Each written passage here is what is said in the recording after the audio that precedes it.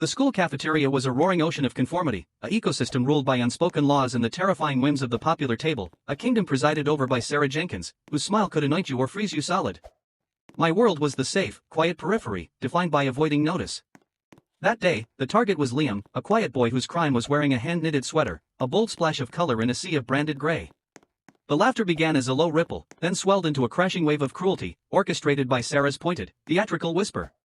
I saw the exact moment his spirit broke, the light in his eyes guttering out as he seemed to shrink inside that beautiful, offending sweater. My own lunch turned to ash in my mouth, a hot coal of shame burning in my gut for my own silent complicity. Then, without any conscious decision, my body stood up. The scraping of my chair leg against the linoleum was a gunshot, silencing the room. 100 pairs of eyes swiveled to me, a nobody, standing alone in the aisle. My heart was a frantic bird trying to escape its cage of bones. I didn't look at Sarah, I looked at Liam.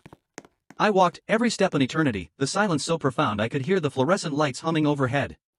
I stopped not at his table, but at the empty one right next to it, and I sat down, alone, placing my tray on the scarred surface with a quiet, definitive thud. I stared straight ahead, trembling, expecting the laughter to now be directed at my audacity. It never came. Instead, a second chair scraped. Then a third. A girl from my art class, a boy from the science club.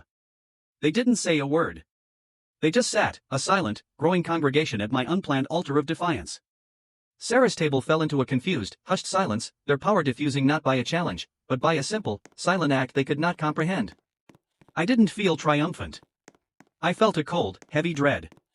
In that moment, I was no longer just myself, I had become a